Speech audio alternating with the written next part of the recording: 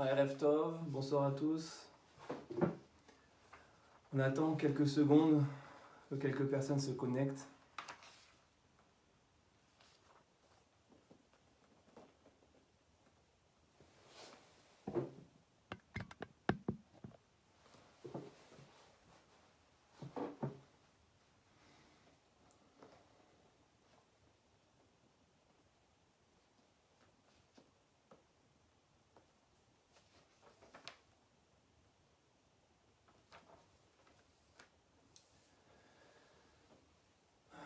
Donc voilà, Bezrat Hashem, ce soir on reprend notre série d'études sur le Sefer Tehillim.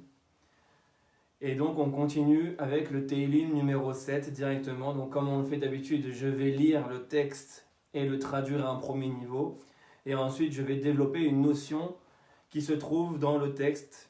Donc on commence directement. Donc pour ceux qui ont le livre devant eux, on est au Tehillim numéro 7. Shigayon les David. Asher Shar l'Adonai a livré Chouch ben Yemini. Shigayon et David. Donc David, il prie sur une erreur qu'il a faite. Shigayon, c'est-à-dire du mot Shgia qui veut dire une erreur. Comme on le sait, il a déchiré le manteau de roi Shaoul. Et donc il prie pour se faire pardonner de cette faute. Al livré Chouch ben Yemini. Chouch, les commentateurs disent que c'est le surnom de Shaoul. Adonai Elohai, l'Éternel mon Dieu. Becha Chasiti, c'est en toi que j'ai placé ma confiance. Oshiaeni, délivre-moi. Mikol Rodfai, de tous ceux qui me poursuivent. Veatzileni, et sauve-moi. Pen itrof kearie nafshi, de peur qu'on me déchire mon âme comme un lion. Porek ven matzil, qu'on me détruise et qu'il n'y a pas de sauveur. Adonai Elohai, Dieu, l'Éternel mon Dieu. Im asiti zot, si j'ai fait cela, si j'ai fait une faute. Im yesh avel bekapa, s'il y a quelque chose de mauvais dans ma main. Im gamalti sholmira va'achaletza tsoreri rekam. Que si j'ai donné comme ça, alors fais-le-moi payer, il dit David. C'est un homme honnête. Donc s'il a fait quelque chose de mauvais, Dieu, il veut que Dieu le fasse payer.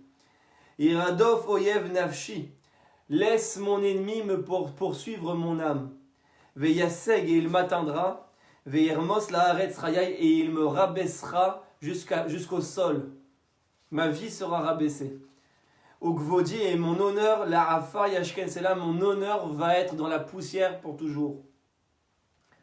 Kuma Adonai, Dieu lève-toi. Beapecha inase beavrot sorera, et montre que c'est mes ennemis qui ont des fautes. Ve'ura elai mishpat sivita, et réveille vers moi ta justice. Va'adat leumim tesoveveka, la communauté des nations, élève-toi au-dessus d'eux. Donc là, je lis juste le pshat, après on va voir ce que ça veut dire. Ve'alea la marom shuva, et retourne en haut lorsque ça les concerne. Adonai yadin amim, Dieu il va juger les peuples, comme on le sait. Shofteni Adonai, ketzidki ou ketumi alai, et moi il va me juger selon sa vraie justice et selon ma justice et selon ma simplicité. Igmor na ra reshaim, s'il te plaît, mets fin au mal des reshaim. Ou te chonen tzadik, et prépare le tzadik, et fais du bien au tzadik. Ou vochen libot ochlayot, et toi qui es celui qui sonde les cœurs et les reins, Elohim tzadik, toi le Dieu de justice. Magini al Elohim Moshia Yishrelev, Dieu il va défendre et il va sauver ceux qui sont droits du cœur. Elohim Shofet Tzadik, Dieu est un Dieu de justice. Ve'el Zoem Bechol Yom, et il se met en colère chaque jour. Im lo yashuv charbo iltosh, si on ne revient pas sur son mauvais. Kashto darar vayechonenea. Velo echin kelemavet, celui qui ne revient pas, Dieu lui prépare des ustensiles de mort. Chaz v'shalom. Hitzav le dolkim ifal, et tous ceux qui me poursuivent. Ine yechabel aven, ceux qui ont fait le mal, ceux qui ont accouché le mal. Ve'ara amal ve'elat shaker, ceux qui ont accouché le mensonge. Je finis, il est un peu long ce Tehillim. Bor kara vayarpereu, vayipol beshahat ifal. Que tu vas creuser un puits pour les faire tomber. Vayipol beshahat ifal, et ils vont tomber dans ce puits. Yashuv amalo berosho, ve'al kodkodo hamaso yered. que leur péché va descendre de leur tête. Et va Kodkodo Hamaso Yered. Kodkodo, c'est le crâne. Du crâne va descendre leur iniquité, leur vol. Ode Adonai Ketzidko, je vais remercier l'Éternel selon sa justice. Va Zamera Shem Adonai Elion. Et je vais chanter le nom de l'Éternel qui est au-dessus de tous. Donc voilà, on a vu, il y a 18 versets dans ce Tehillim numéro 7. Donc on voit toujours que les prières de David sont tournées vers la notion de justice. La notion de justice est vitale et fondamentale. Donc quand on lit tout le Sefer Tehillim tourne autour de la notion de justice. Maintenant, j'aimerais développer une notion qui se trouve dans le verset numéro 10 du Tehillim 7, qui dit comme ça: Igmor nara reshaim utronen sadik uvochen libot uchlayot Elohim sadik. Que Dieu, il est vochen libot, il sonde les cœurs, vekelayot et les reins. Elohim sadik, et l'Éternel est appelé tzadik. Dieu est appelé tzadik. Je voudrais m'arrêter sur cette notion. Qu'est-ce que ça veut dire? Que Dieu, il sonde les cœurs et les reins et qu'il est appelé tzadik. Alors on va essayer de développer cette notion aujourd'hui. Le Radak, qui est donc un des plus grands commentateurs des Tehillim et des prophètes, des livres des prophètes en général, il dit comme ça. Ça veut dire quoi? Uvochen libot veklayot Elohim tzadik. Je lis les mots du Radak. Ou chez ou bahan libot veyodea marchavot à Adam. Lui seul connaît les cœurs et les pensées de l'homme. Dieu est le seul à connaître les pensées de l'homme. Ou yodea atzadikim ve'areshaim. Lui seul sait qui est tzadik et qui est racha. Lui seul. Je ne sais pas si vous vous rendez compte le chidouche. Personne ne sait qui est tzadik et qui est racha. Personne. Selon la fameuse phrase, l'habit ne fait pas le moine. Nous, on a des critères de jugement, nous les hommes, avec des critères extérieurs selon notre vision extérieure des choses. Celui qui a un chapeau et une barbe, c'est un tzaddik. Celui qui a un piercing et un tatouage, c'est un racha. Non, non, non, non, non. Qu'est-ce que ça veut dire que Dieu, il sonde les cœurs, les reins? Il nous dit le Radak, ou yodea tzadikim ve'areshaim. Lui seul sait qui est le tzaddik et qui est le racha. Ki arbe bene adam marim atzmam tovim ve'enam ken. Il y a beaucoup de gens qui se montrent de manière extérieure comme des hommes très bons, mais à l'intérieur, ils sont très mauvais. Ve'u Elohim tzadik. Et lui est appelé tzadik. Elohim, il est appelé tzadik. Pourquoi tzadik? Tzadik milachon tzedek. Tzadik, quelqu'un qui est tzadik, c'est pas qu'il est sachez qu'il est juste. Tzadik, ça vient du mot en hébreu tzedek, qui veut dire la justice. Ça veut dire que seul Dieu peut amener la vraie justice. Aucun homme, aucun tribunal humain ne peut amener une vraie justice. Il n'y a que Dieu qui peut amener une vraie justice. Retzanolomar shofet betzedek. C'est quoi donc Elohim et tzadik? Il est shofet betzedek. Il juge par la justice vraie. Veiten lechol echad kefi darkav u marchevotav. Et il va donner à chacun selon ses chemins et selon ses pensées. Ki hu yodea hakol, parce que lui seul sait tout. Donc on voit quelque chose qui est très important ici, cette notion dans le Tehillim. Et on va la retrouver dans un autre livre, donc dans le Sefer Malachi, qui est un des livres des prophètes.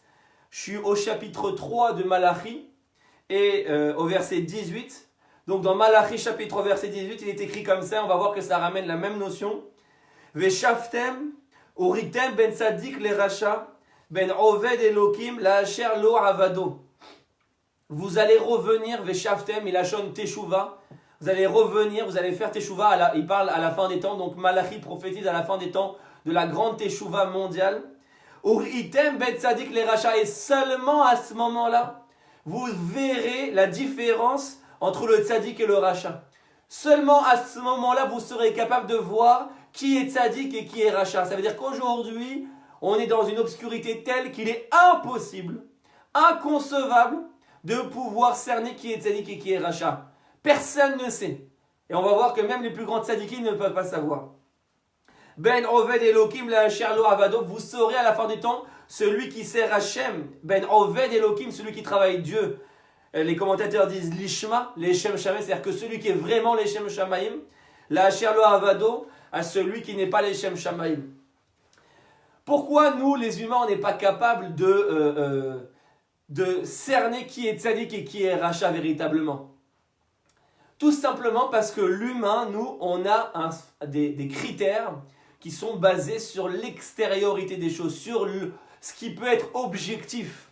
Par exemple, quand on va à l'école, tout le système scolaire, il est basé sur les notes. C'est quoi les notes? C'est le résultat. Ça veut dire que peu importe combien tu as travaillé, si tu as travaillé 1 heure, que tu as travaillé 10 heures, que tu as travaillé 50 heures, peu importe l'effort que l'enfant fournit, au final, celui qui a la meilleure note, c'est celui qui a le meilleur résultat. C'est-à-dire qu'on ne va pas noter l'effort, on va noter le résultat. Pourquoi on ne peut pas noter l'effort? Parce que c'est trop subjectif aux yeux des humains. Nous, on a besoin de tachlès, on a besoin de quelque chose de concret, d'objectif. On ne peut pas juger, lui il a travaillé plus, lui il a travaillé moins pour arriver au même résultat. Ce n'est pas quelque chose qui est palpable aux yeux des humains. Ça, c'est ce qu'on appelle la justice humaine. Ça veut dire que même dans la Torah et les mitzvot, on juge de cette manière-là en fonction de l'image qui nous apparaît du résultat. C'est-à-dire que, ah, t'as vu, lui, il fait Shabbat, il mange kasher, il met ses téphilines, et lui, il va à la plage Shabbat, il mange pas kasher, etc. Donc, on juge deux situations en fonction du résultat qu'on voit, de l'image qu'on voit. Mais en vérité, comme ici il dit David Ameller, seul Dieu peut cerner les cœurs. Ça veut dire quoi? Seul Dieu connaît la vraie justice. Pourquoi? Parce que en vérité, il est impossible de juger quelqu'un d'autre en fonction de son image extérieure. Impossible, il nous est, comme la Gemara le dit, Tadoun kol ehad le kafsrout. Juge toujours chaque juif les kafsrout méritant. Jamais juge quelqu'un en mal. Jamais. Juge-le toujours de manière méritante. Pourquoi? Parce que tu ne connais pas son cœur. Tu ne connais pas ce qu'il a à l'intérieur de lui. Tu ne connais pas d'où il vient. Tu ne connais pas son parcours. Tu ne connais pas ses épreuves. Tu ne connais pas son chemin. Tu ne connais pas sa vie. Tu ne connais pas son point de départ et où il doit aller. Tu ne connais pas sa mission qui est spécifique à lui sur cette terre. Comme on le sait, quelqu'un qui étudie une page de Gemara dans sa vie, ça peut valoir quelqu'un qui doit étudier toute la Gemara et tout le chasse. Chacun en fonction de ce qu'Hachem attend de lui. Les tikkunim, ils sont propres à chacun et les choses sont différentes à chacun. Chacun, il est différent. Ça veut dire que tu ne peux pas juger quelqu'un tu ne peux pas juger une image arrêtée. C'est impossible. Ça, c'est la différence entre le jugement humain et le jugement divin. C'est pour ça que quand on arrivera après à la Géoula, au Olam Haba, on aura énormément de surprises, mes amis. Énormément de surprises. Parce que c'est ce qu'il dit ici, vous allez voir qui c'est le tzaddik, qui c'est le rachat. Des gens qui sont percés, tatoués à Tel Aviv, ce sera des très grands tzaddikim aux yeux de Dieu. Et des gens qui sont chapeau, bnebrak, qui mettent les téphilines, qui font Shabbat, qui font toutes les mitzvot, et qui sont religieux, ce sera des réchaïm aux yeux de Dieu.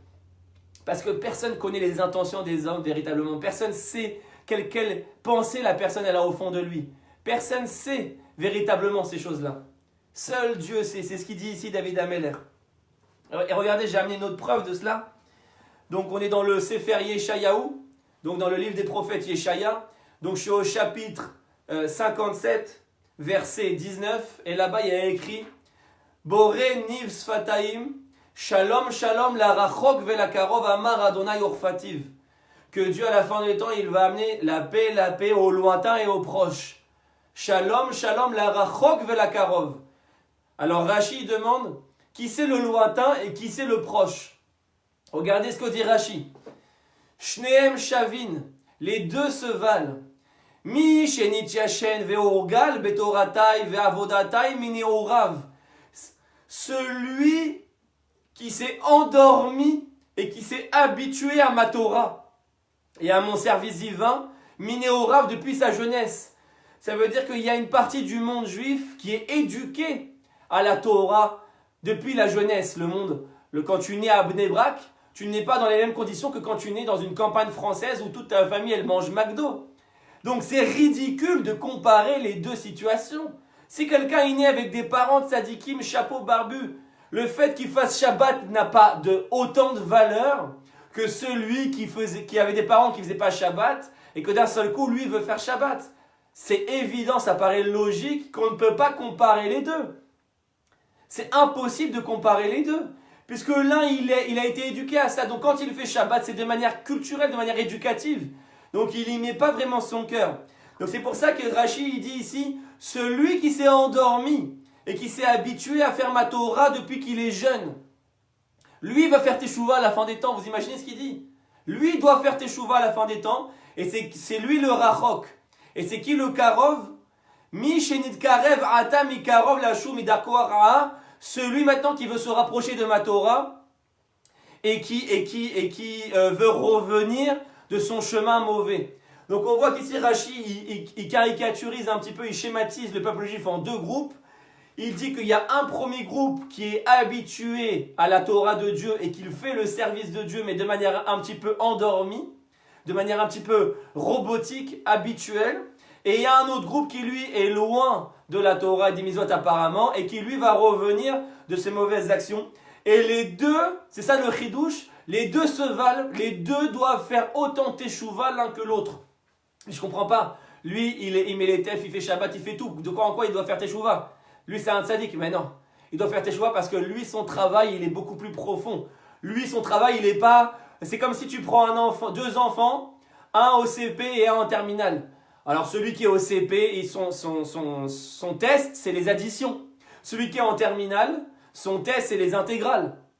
Donc, si tu prends celui qui est en terminale et tu lui fais le test de celui qui est au CP des additions, mais il va avoir 20 sur 20. Mais c'est ridicule parce qu'ils n'ont pas le même test à passer. Lui, celui qui est en terminale, tu ne vas pas le tester sur les additions. Eh bien, c'est pareil. Celui qui est né dans une famille religieuse, déjà avec des tzadikim, il est déjà en terminale. On ne va pas le juger sur est-ce qu'il fait Shabbat ou est-ce qu'il mange kasher. C'est pas sur ça qu'on va le juger, ça c'est les additions. Comprenez ce que je veux dire? Donc, c'est impossible de savoir qui réellement aujourd'hui est tzaddik aux yeux de Dieu et qui ne l'est pas. C'est impossible. Donc, le principe fondamental de la Géoula, et on le voit tellement dans notre période actuelle, aujourd'hui c'est vraiment exacerbé ces problèmes-là, et on va le développer juste après, et que David Ameller ici, il souligne, il dit attention mon ami, attention mon frère, ne juge jamais personne. Elohim tzaddik, seul Dieu juge. Vous savez, les humains, malheureusement, ils ont tendance à être plus juges que Dieu. Ils veulent plus critiquer que Dieu. Ils veulent plus être rigoureux que Dieu lui-même. Dieu lui-même, il ne porte pas rigueur à certains êtres humains sur certaines fautes. Et les humains, ils vont aller dire, ah, t'as vu celui-là ce qu'il a fait? Ah, t'as vu celui-là comment il fait? Ah, t'as vu celui-là?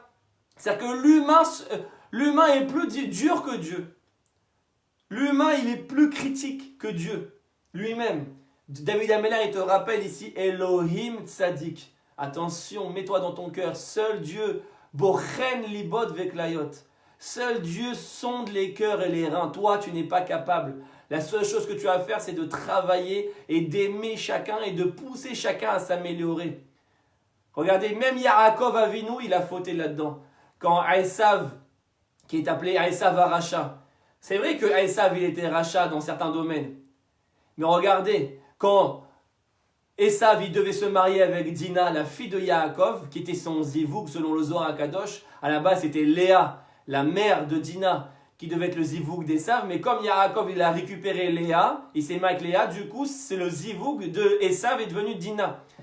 Et donc Dina devait se marier avec Esav, et Yaakov a refusé. Il a dit, je ne donnerai pas ma fille à un rachat. Et Dieu l'a puni. Dieu lui a reproché cela. Il lui a dit, comment? Si tu avais donné Dina à Esav, il aurait fait teshuva parce que quelqu'un qui se marie avec son zivoug, il est forcément amené à s'améliorer. Le zivoug, il a une influence toujours positive. Donc toi, en empêchant ta fille, parce que tu juges Esav, ton frère, en empêchant ta fille de se marier avec lui, tu empêches sa teshuva. Et c'est ça le grand manque de notre génération. Pourquoi il y a plein de gens qui ne font pas teshuva? Parce qu'en se jugeant les uns les autres, on casse la porte vers la teshuva. Quand tu juges quelqu'un, tu casses la porte vers sa teshuva. Tu lui fermes la porte. Et ça, Dieu, il en veut beaucoup. Regardez, j'ai ramené plusieurs exemples très frappants, très marquants de ce que j'avance ici. Sur des très grands tzadikim qui ont fauté à ce niveau-là. J'ai parlé de Yaakov Avinu, mais maintenant on va parler déjà du plus grand tzadik qui a fauté à ce niveau-là. Comme on le sait, c'est Moshe Rabbeinu. À quel moment Moshe Rabbeinu, il a jugé le peuple d'Israël? Et il n'aurait pas dû, il a été sévèrement puni à cause de ça.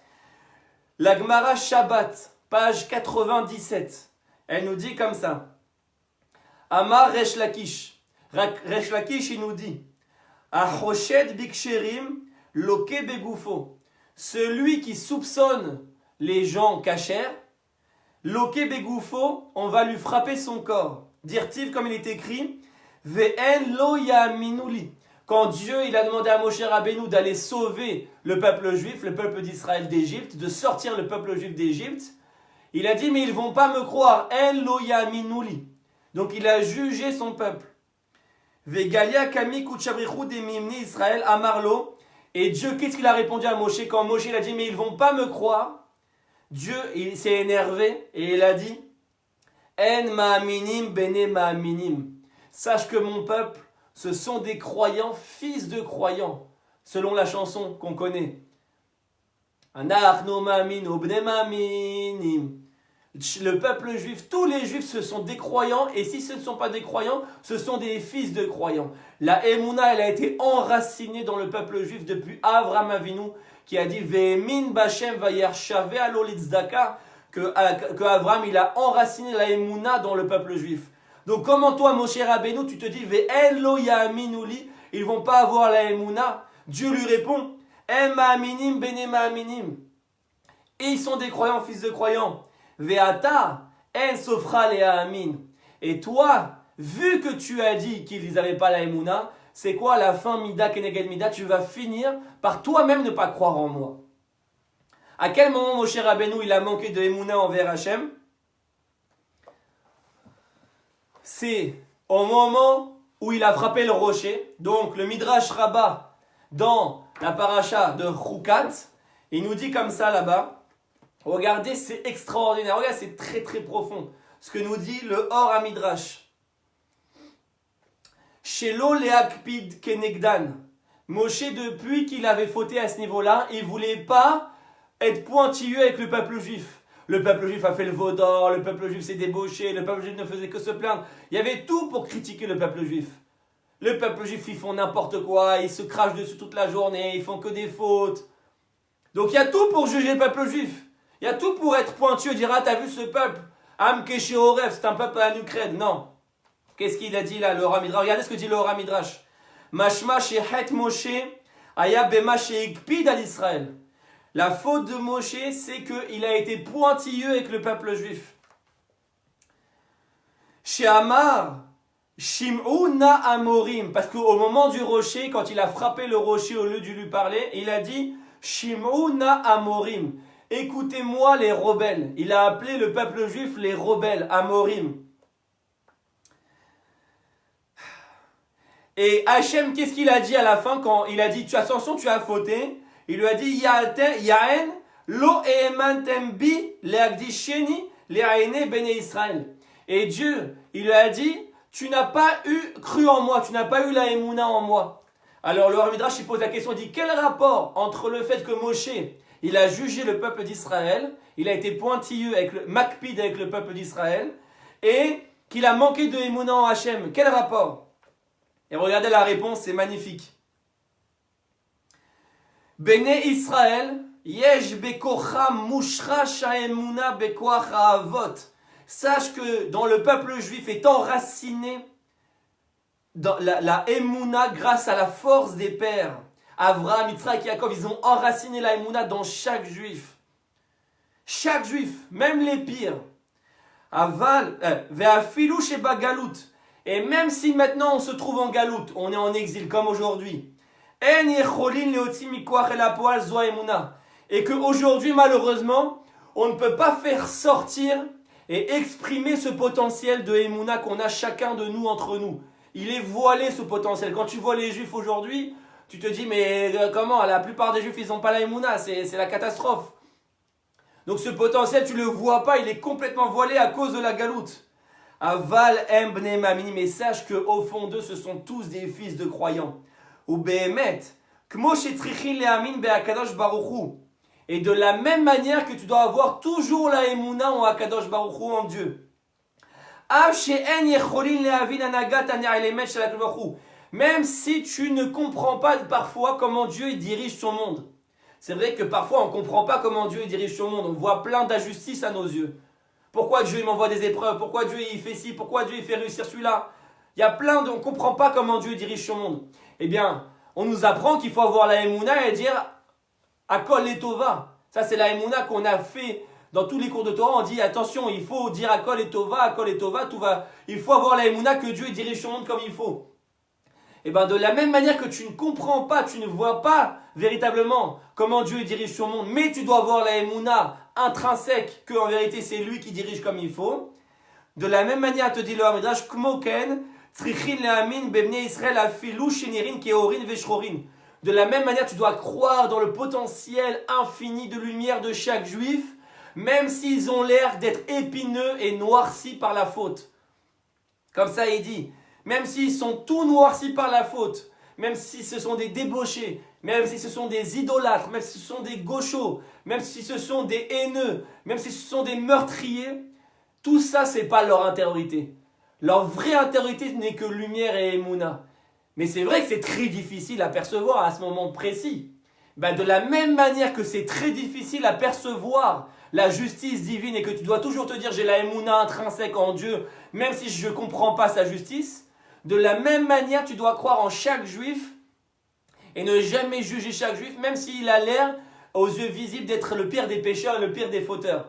Et c'est pour ça, le Hora Midrash nous dit que c'est ça le lien. Pourquoi Dieu il a dit à Moshe, tu n'as pas cru en moi. Quel rapport il a jugé le peuple juif? Parce qu'en fait, il ramène le Zohar et il dit, Hachem, Béné Israël, Idavar Echad, le Zohar il dit que Hachem et le peuple juif ne font qu'une seule chose. Donc quand tu juges le peuple juif, en vérité, tu es en train de juger Hachem, directement. Donc ça veut dire que quand tu manques de Emouna en chaque juif, tu dis celui-là il ne va pas m'écouter, celui-là il est trop petit, celui-là il va rien comprendre, celui-là il fait que des... De toute façon il est intéressé que par l'argent, il est intéressé que par ci, que par les femmes, ça sert à rien, il n'écoutera pas de Dvar Torah, il n'écoutera pas ci, il ne sera pas intéressé, et mon fils j'ai abandonné, et... Non, il ne faut jamais abandonner, il faut avoir la émouna absolue, que chaque juif il a l'étincelle divine au fond de lui, et c'est juste des contextes d'exil, des contextes personnels qui font qu'à ce moment-là il n'arrive pas à révéler cette potentialité. Il n'arrive pas encore, mais c'est pas intrinsèque, c'est contextuel. Ce qui est intrinsèque, c'est la lumière divine qui se trouve dans chaque juif. Et c'est dans ça que Moshe il a fauté au rocher, et c'est pour ça que ça a été décrété sur lui qu'il ne rentrerait pas en Eretz Israël. Pourquoi donc Moshe il a été décrété à cause, je ne comprends pas, il a frappé un rocher. Qu'est-ce qu'il y a de mal de frapper un rocher? On ne comprend pas pourquoi un tel décret de ne pas rentrer en Eretz Israël parce qu'il a frappé un rocher. Non, parce qu'en frappant le rocher, il a montré une kavana, qu'il a dit Shimuna Amorim, il a dit écoutez-moi les rebelles. Il s'est énervé, il a appelé les peuples juifs rebelles. Ça montre qu'il n'est plus capable d'être un dirigeant. Pourquoi? Qu'est-ce qu'il dit à Hachem? Il dit c'est quoi le vrai dirigeant? Et donc le Meller, le vrai Meller.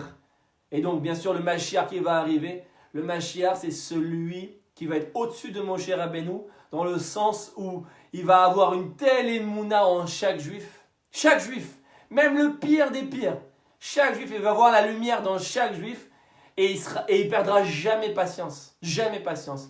Mais attends, je comprends pas, c'est normal. Attends, Moshe, il a tout fait pour ce peuple, il les a sortis d'Égypte, il a fait les 10 plaies, il leur a donné la Torah, il a fait descendre la manne, il a donné sa vie pour ce peuple, c'est normal qu'à un moment donné, il perde un peu patience, non. Quand tu es un dirigeant, tu te dois de jamais juger ton peuple et d'avoir la émouna absolue. De la même manière que tu as la émouna absolue en Hachem, tu dois avoir le même niveau d'émouna absolue en chaque juif. Et c'est en ça que Moshe, il a fauté ici. Et regardez, ce n'est pas le seul qui a fauté à ce niveau-là. Comme on le sait, il y a deux autres qui ont fauté à ce niveau-là. Regardez, je suis dans le Sefer Yeshayahu. Yeshayahu qui était Isaïe, qui était un des plus grands prophètes de l'histoire juive. Donc dans le chapitre 6, verset numéro 5, il y a écrit là-bas, Vaomar, Oy li kinidmeti, ki ish teme sefataim anochi. Yeshayahu il dit, je suis un homme aux lèvres impures. Ou betor am teme sefataim. Et je me trouve parmi un peuple aux lèvres impures. Donc Yeshayahu ici, il a appelé le Ham Israël, Ham Temes Fataim, un peuple aux lèvres impures. Qu'est-ce qu'il dit Rashi? Regardez. Chez Amrou Diltoria à l'Israël. Que ici, il a dit un Diltoria sur le peuple juif. C'est quoi Diltoria? Les commentateurs nous disent c'est le Lashon Hara. C'est-à-dire que quand Yeshayahu, il a appelé le peuple juif Am Temes Fataim, un peuple aux lèvres impures, Dieu tout de suite l'a attaqué, il lui a dit tu dis du Lashon Hara sur mon peuple. Zekaram Am Temes Fataim. Yeshayahu, il a appelé un peuple aux lèvres impures. Veze Amar ki azvu britecha. Et il parle aussi de Eliyahu Hanavi. Eliyahu Hanavi, le plus grand prophète, un des plus grands prophètes aussi de tous les temps, qui lui aussi à un moment donné a craqué et a jugé le peuple juif. Et il a dit Eliyahu Hanavi. Là-bas, il a dit, regardez, je suis dans le Sefer Melachim Aleph, chapitre 19, verset 10. Eliyahu Hanavi, il dit Vayomer, Kano kinetil Hashem Eloket Tzedakot ki azvu beritecha bnei Israël. Eliyahu Hanavi, pareil, il a craqué. Il a dit, ton peuple, le peuple juif, a quitté ton alliance, a quitté ta brite. Et Rashi, il dit, parce que Yeshayahu, il a dit ça sur le peuple juif. Et Eliyahu Hanavi, Amar HaKadosh Baruch Hu, les malach haratzot pe, she'amar ditorial banai, punis-les par la bouche. Et ils vont, pourquoi? Parce qu'ils ont dit du mal avec leur bouche sur mon peuple. Hachem, il déteste quand on juge son peuple. Tu peux être Moshe Rabbeinu. Tu peux être Yeshayahu Hanavi. Tu peux être Eliyahu Hanavi. Comme on sait, Eliyahu, il a dit, vous avez quitté mon alliance. C'est la raison pour laquelle, une des raisons pour laquelle il revient à chaque Brit Mila. Vous savez, à chaque Brit Mila, on prépare le kissé de Eliyahu Hanavi. La chaise de Eliyahu Hanavi. Pour lui faire... Mais en vérité, il faut savoir que ce n'est pas une bonne chose pour lui. Vous savez pourquoi Eliyahu Hanavi il revient à chaque Brit Mila? Parce que comme il a jugé le peuple juif, il a dit, t'as vu ton peuple, ils ont quitté ta brite, ils ont quitté ton alliance. Hachem il a dit, tu vas retourner dans toutes les générations à chaque Brit Mila et tu vas témoigner que mon peuple ne va jamais quitter mon alliance pour l'éternité. Comme on le sait, la Brit Mila, la circoncision, c'est l'action que même les juifs les plus éloignés ont gardée. La Brit Mila, tout le monde l'a gardée. 95% du peuple juif est circoncis. C'est-à-dire que c'est la mitzvah essentielle et l'attachement essentiel entre Dieu et son peuple. Et comme toi, Eliyahu, tu t'es permis de juger mon peuple, tu vas retourner à chaque génération, à chaque Brit Mila pour témoigner que mon peuple ne quittera jamais mon alliance. Mida keneged mida. Parce que Hachem, il ne supporte pas qu'on dise du Lashon Hara sur son peuple. Et sur chaque juif. Bien sûr sur chaque juif, mais Kalva Chomer sur son peuple. Sur tout le peuple. Comme on le voit aujourd'hui, où les langues sont complètement déliées, complètement ouvertes, et on prend des communautés entières, religieuses, non religieuses, et on critique, et on généralise, et on dit « Ah, t'as vu ces religieux comment ils sont, ah, t'as vu ces non religieux comment ils sont ». Tout ça, c'est le piège du Satan, mes amis, c'est la division. Ce qui amène à la division, c'est le fait de juger l'autre, de voir que l'aspect extérieur des choses. On t'a donné une photo d'un rassemblement de Haredim, et ça y est, tous les Haredim sont des êtres cruels. On t'a donné une photo de quelques Chilonim à Balfour qui font les fous. Alors ça y est, tous les Chilonim sont des gens impurs qu'il faut exterminer. Tu te fies à ce qu'on te donne, à ce qu'on te vend, à ce qu'on te mène dans ta facette extérieure, dans l'image extérieure. Tu n'es pas capable d'analyser, de remettre en question, d'analyser les choses, de dire mais attention, et de jamais juger, d'avoir l'intelligence de voir plus profondément, d'analyser plus profondément. Comme il dit ici sur Moshe Rabbeinu. Regardez ce qu'il dit le Ben Yehoyada sur Moshe. Comment il s'est permis de juger? Comment un homme il se permet de juger un peuple? Ou un juif, Birklal? Comment tu peux te permettre de juger quelqu'un? Tu sais comment? Regardez ce qu'il dit le Ben Yehoyada. C'est quoi qu'on a dit tout à l'heure dans la Gemara Shabbat? Hoshet biksherim loke begoufo. Celui qui soupçonne quelqu'un, on lui donne, on le frappe son corps. Pirouche betzarat. Par la lèpre. Comme on le sait, le Lashon Hara, il est puni par la lèpre. Et Moshe Rabbeinu, quand il a dit, ils vont pas me croire, Dieu il a dit, mets ta main à l'intérieur, et il a ressorti, elle était pleine de lèpre. Et en vérité, c'était un mauvais signe que Dieu lui faisait. En lui disant, t'as jugé mon peuple, voilà ta main, elle est pleine de lèpre. Regardez ce qu'il dit le Ben Yoyada. Venireli besiata dishmaya alpima shama Rabbeinu Harizal. Il ramène ce que dit le Harizal. Beshar amizot parashat Tazria. Sheat Sarahat, pourquoi il y a la lèpre qui apparaît? Tiye mi koach istalkut achorma. Parce que ça vient du fait que la chorma, elle s'en va. Quelqu'un qui se permet de juger une autre personne, c'est parce qu'il manque de chorma, c'est tout. C'est lui qui doit se remettre en question.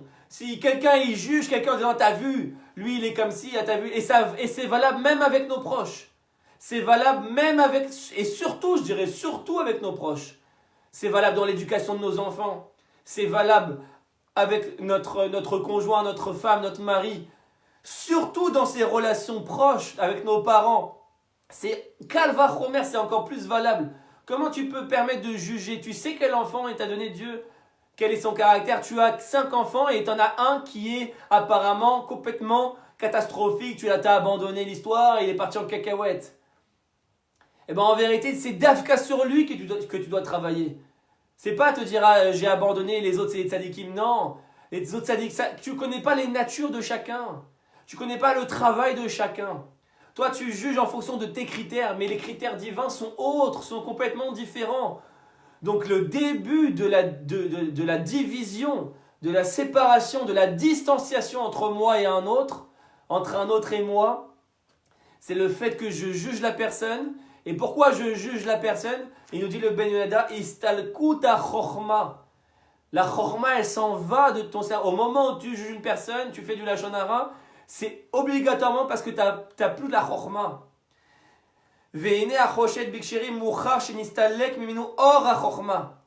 Il prouve, celui qui juge, il prouve que c'est retiré de lui la lumière de la chorma, de la sagesse.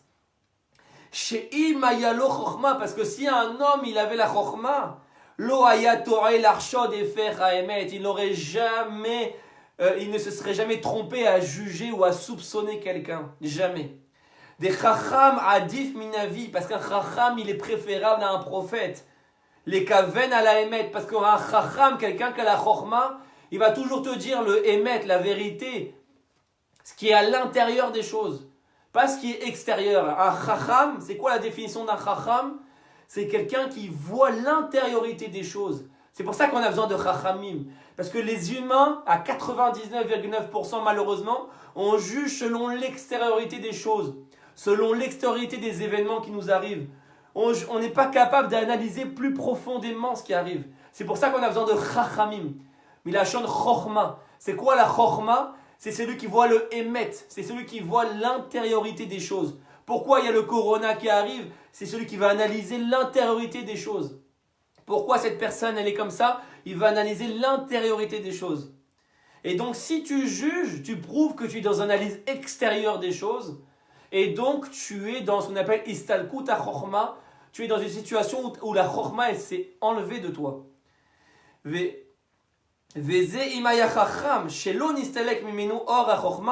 Et s'il était chacham, que la chorma ne s'était pas retirée de lui, il n'aurait pas dit cette chose-là qui est le contraire de la vérité.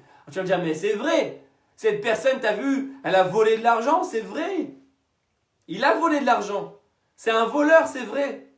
En vérité, c'est pas le émet. Le émet dans la Torah, la vraie définition du émet quand on dit la vérité, c'est l'intériorité des choses, c'est le nitzot, c'est l'étincelle qui se trouve dans chaque chose. C'est ça le émet. C'est pas ce que tu vois de manière extérieure. D'ailleurs, le Chafetz Chaim dans son livre Shmirat HaLashon, dans les définitions du Lashon Hara, parce que souvent les gens ils disent, ah mais c'est, quand ils font du Lashon Hara, ils disent mais c'est vrai. Mais ce qu'ils n'ont pas compris, c'est que la définition du Lashon Hara, c'est quand c'est vrai d'Afka. Pourquoi? Parce que quand tu dis du Lashon Hara et que c'est vrai, tu fermes la porte, comme on l'a dit tout à l'heure, à la teshuva de la personne. Parce que quand tu dis à tout le monde que c'est un voleur, c'est vrai que c'est un voleur. Mais comment tu vas faire teshuva? Dieu lui-même, il a toujours laissé la teshuva ouverte, la porte ouverte, et toi tu lui fermes la porte. Donc tu te places au-dessus de Dieu. Il faut être fou pour en juger quelqu'un. Et de dire, Ah, t'as vu tous ces Haredim, ils respectent pas le Corona, ah, t'as vu? Mais faut être fou pour parler comme ça. Ah, t'as vu tous ces Chilonim à Balfour, mais faut être fou pour parler comme ça. C'est le départ de la catastrophe, de la division, de la haine, de toutes les pires choses, le contraire de la Géoula. T'as vu à la télé, t'as vu une photo, t'as vu sur Facebook une photo, ça y est, t'as généralisé tout le monde, ça y est, dès qu'on voit un barbu, un chapeau, les gens ils vont se dire, ah t'as vu, celui-là il respecte pas le Corona, c'est un assassin, c'est un... Tu colles une étiquette sur des gens qui n'ont rien fait. Tu colles une étiquette sur des gens, parce qu'une minorité à un moment donné s'est mal comportée, tu colles une étiquette sur chacun d'entre eux. La majorité n'était pas là à ce moment-là. Toi, tu as vu juste quelque chose d'extérieur. Comment tu peux coller une étiquette? Tu es en train de la tuer, cette personne. Des milliers de gens maintenant vont la voir, cette personne, parce qu'elle a une barbe et un chapeau. Ils vont la voir comme un assassin. C'est ça, c'est le début le Lachon Hara, c'est le début de la Sinatrinam. Et donc, comment tu arrives à cette situation? La reine Ansho Betzarat Sheba'a l'Edestakut Orachma, c'est pour ça, nous dit le Ben Yoyada, que la punition du Lachon Hara, c'est la lèpre, la tsaraat. Pourquoi? Parce que, justement, le Harizal, il avait dit, la tsaraat, la lèpre qui apparaît sur la peau, c'est quand la chorma, elle disparaît. C'est quand la chorma, elle s'en va. C'est quand la sagesse de l'esprit, elle s'en va. Et regardez ce que dit. C'est magnifique, c'est une petite allusion qui nous est donnée dans le Shir HaShirim qu'on lit tous les Shabbats. Dans le premier Shir HaShirim, là-bas dans le verset 6, il y a écrit là-bas Al tir'uni she'ani shechachoret.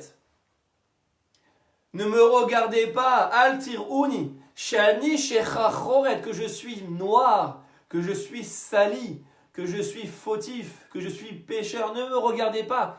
C'est une prière. Chez Zafatni Hashemesh, que j'ai quitté le soleil. Bene Emi Nicharoubi. Les fils de ma mère se sont mis en colère contre moi. Regardez ce qu'il nous dit. Le Metsuda David. C'est quoi Bene Emi Nicharoubi? Que les fils de ma mère se sont mis en colère contre moi.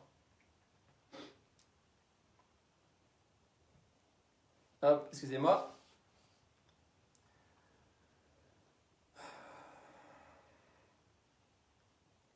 Ou chez Amra Knesset Israël, c'est l'assemblée d'Israël qui parle. Al tevazu oti, ne me faites pas honte. Ne me faites pas honte. Al chez Avadoti me'az le'agle azahav, que j'ai servi des veaux d'or. C'est le peuple juif qui parle, il dit ne me rappelez pas cette faute, je vous en supplie, que j'ai servi un veau d'or. Bimel Malch Israël, à l'époque des rois. Ça veut dire qu'ici, on parle du peuple juif. Le peuple juif, bien sûr qu'il a plein de défauts. Bien sûr qu'il y a plein de mauvaises choses. Il y a plein de domaines où il n'est pas mieux que les goïms. On a des voleurs dans notre peuple. On a des menteurs dans notre peuple. On a des hypocrites dans notre peuple. On a des meurtriers. On a des violeurs. On a toutes les pires crapules dans notre peuple. Ça existe. Il ne faut pas se mentir. Oui, ça existe. Mais il ne faut jamais juger de manière mauvaise. Jamais dire un mot. Et ça, c'est l'amour véritable. Parce que quand tu aimes quelqu'un, si ton enfant, il est mauvais, eh ben tu vas toujours le juger bien. Tu vas toujours dire non mais mon fils, tu vas toujours le trouver les bonnes choses. Pourquoi? Parce que tu l'aimes. Donc si tu juges quelqu'un, ça montre ton manque d'amour. Ça montre ton manque d'amour pour la personne. Ça montre ton manque de ahavatrinam pour la personne. Si tu juges des charedim parce qu'ils font ci ou ça, c'est vrai qu'ils font des mauvaises choses. Si tu juges des chilonim parce qu'ils font ci, ça ou ça, c'est vrai que tu juges parce qu'ils font des mauvaises choses. Mais si tu les juges, ça montre que tu n'as pas d'amour envers eux. Parce que si tu avais de l'amour envers ton peuple, tu prendrais toujours la défense de ton peuple. Et c'est ça que Moshe Rabbeinu, finalement, il a compris après quand Dieu l'a puni. Finalement, quand il y a eu le veau d'or, il a changé de comportement. Là, il s'est mis en défenseur. Et il a été voir Hachem, il a dit, si tu pardonnes pas mon peuple, alors efface mon nom de ton livre. Je ne veux plus qu'on parle de moi. Moshe, il a compris à ce moment-là. Il a compris son erreur et il s'est rattrapé au moment du veau d'or. Hachem, en vérité, est en train de tester Moshe lui-même. Parce que le peuple, il faute, en vérité, c'est normal, c'est comme un enfant. L'enfant, il fait toujours des bêtises. Quand l'enfant, il fait des bêtises, en vérité, on va voir le père ou la mère. Et donc, le vrai test, c'est Moshe dans l'épreuve du veau d'or. Et donc, Hachem, il attend de voir la réaction de Moshe. En vérité, au moment du veau d'or. Est-ce que Moshe il va prendre la défense de mon peuple ou pas? Et Dieu, il joue le cinéma, et Dieu, il fait un grand cinéma. Il dit, ah là là, mon peuple a fauté, mon peuple s'est débauché, mon peuple a fait le veau d'or. C'est du cinéma, en vérité. Il fait ça pour voir, est-ce qu'on va prendre la défense de son peuple? Il voulait voir la réaction de Moshe. Et c'est pour ça qu'il dit, la Gemara a dit, Anichoti, il a dit, laisse-moi. Quand Moshe, il a prié, Hachem, il a dit, lâche-moi. Mais on n'a pas vu que Moshe, il a attrapé Dieu. Parce qu'en vérité, c'est comme quand quelqu'un, il dit, lâche-moi, mais en vérité, il attend que tu vas vers lui. Il attend que tu le supplies de te pardonner. Il dit, lâche-moi, mais en vérité, il ne pense pas ça. C'est pareil, Dieu, il a dit à Moshe, arrête de prier, là, ce peuple est débauché. Il attendait que la prière de Moshe, qu'il défende son peuple. C'est ça un vrai dirigeant. C'est ça ce que le Mashiach va nous apprendre. Le Mashiach va nous apprendre véritablement cette dimension. C'est-à-dire que de considérer chaque juif comme ton propre frère. Mais ce n'est pas un slogan. C'est-à-dire que de la même manière que ton frère, tu prendras toujours sa défense. Même si c'est le pire des rachats. Tu prendras toujours sa défense parce que tu l'aimes. Le peuple juif, tu dois toujours te lever et prendre sa défense et faire attention à combattre tous les chilul Hashem et les médisances qu'on peut faire sur ton peuple. Parce que personne, aucun humain n'a la vraie science, aucun humain n'a la vraie justice. Aucun. Il n'y a que Dieu qui connaît les vraies choses. Donc toi, ton seul rôle en tant que juif sur terre, c'est de toujours prendre la défense. Toujours, toujours. Et c'est ça qui dit « Al tiruni she'ani shecha choret ». Attention, ne me juge jamais, ne regarde jamais que je suis sali. Et regardez l'allusion. Quand il dit « Bene imin echarubi », que le peuple juif il dit « Les fils de ma mère se sont mis en colère contre moi », ma mère en hébreu se dit « imi ». Ça s'écrit « Aleph mem yud ». Aleph mem yud imi. Il dit un des commentateurs ici, le Hetzosef, il dit c'est les rachetevot de Eliaou, Moshe, Yeshayahu. Aleph Eliaou, Mem Moshe, Yud Yeshayahu. C'est les trois grands qui ont jugé le peuple juif. Moshe, il a jugé au moment du rocher. Et même au moment où Dieu lui a demandé d'aller délivrer le peuple. Il a dit Elo Yaminuli, ils ne vont pas me croire. Yeshayahu, il a dit Am Temes Fataim, c'est un peuple avec les lèvres impures. Et Eliaou Navi, il a dit Azvu Bene Israël Britecha, les Juifs ont quitté ton alliance. Et donc ici, l'allusion Bene Imin Yechaoubi, que le peuple juif dit ces trois personnages se sont mis en colère contre moi. Imi, Aleph, Eliaou, même Moshe, Yud, Yeshayahu. Donc on voit que leur faute est égale, Moshe, Yeshayahu et Eliaou Hanavi. Et qu'ils l'ont payé très cher à cause de ça. Moshe n'est pas rentré en Eretz Israël. Eliaou Hanavi, il doit revenir à chaque Brit Mila dans toutes les générations pour témoigner que les Juifs ils gardent la Brit Mila. Et Yeshayahu, il est mort dans d'atroces souffrances par la bouche. Comme il dit ici dans Rashi, qu'il a été puni par la bouche, il a fait du Lachon Hara par sa bouche sur le peuple juif, il a été puni par sa bouche. Et donc tout ça pourquoi, mes amis, en vérité, je reviens finalement au début du cours. Pourquoi on a parlé de tout ça au Tehilim? Parce que c'est ce qu'on a dit. Pourquoi le Lachon Hara c'est si grave? Pourquoi le fait de juger l'autre c'est si grave? Parce qu'en vérité, tu te places en tant que juge. C'est ce qu'il dit ici David. Elohim tzadik bochen libot uklayot. Seul Dieu est tzadik, mais la shon tzedek. Seul Dieu connaît la vraie justice. Seul Dieu connaît sonde les cœurs et les reins. L'être humain, il est incapable de juger qui que ce soit. Tes yeux te trompent, mes amis. Nos yeux nous trompent. Notre cœur nous trompe. Tout ce qu'on voit, c'est faussé. Comprenez pas? Tout ce qu'on voit, c'est faussé. On n'a pas les yeux de l'âme. On a des yeux de chair. On ne voit pas les choses. On n'analyse pas les choses comme il faut. Vous comprenez? On est incapable aujourd'hui. On n'a pas la chokhma.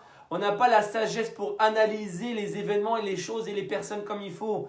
Donc, il faut avoir un peu d'humilité pour se dire, moi, je ne sais pas, Dieu, il sait, Dieu jugera. Pourquoi tu veux être juge à la place de Dieu? Pourquoi tu veux dire un tel il est comme ci ou un tel il est comme ça? Quel est l'intérêt? J'arrive pas à comprendre. Nous dit ici David Ameller. J'arrive pas à comprendre. Pourquoi? Le secret de la Géoula, c'est ce que le Mashiach va nous apprendre, mes amis. Le secret de la Géoula, c'est que le Mashiach, il va réussir à son niveau, bien sûr, parce que c'est pas Dieu non plus. Le Mashiach, il va réussir à fonder une société sur la justice divine.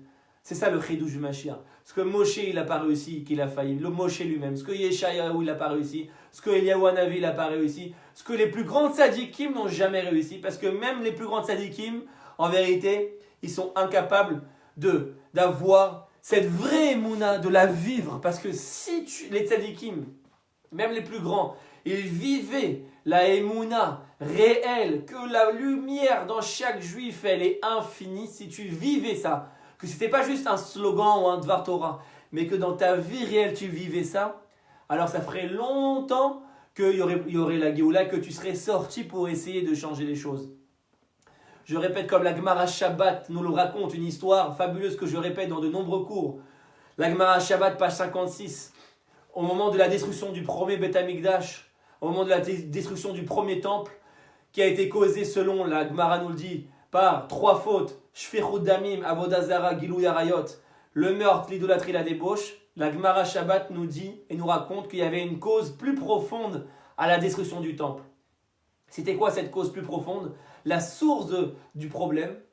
La Gemara Shabbat, page 56, nous raconte comme ça, que la Midatadin, elle s'est levée devant Hachem, devant Akadosh Baruch Hu, c'est une image bien sûr, et elle a dit comme ça, elle a réagi à ce que Akadosh Baruch Hu a dit. Akadosh Baruch Hu a dit, on va sauver les tzadikim, on va écrire un tav sur leur front, et on va sauver les tzadikim. Les Rechaïm, ils auront un tav de sang, et les tzadikim, ils auront un tav avec l'encre du Sefer Torah. Et de cette manière-là, le Malach Hamavet, il pourra différencier les deux. Comme il s'est passé à la sortie d'Égypte avec le signe, à chaque fois, le Malach Hamavet, il a besoin d'un signe, d'un siman pour différencier.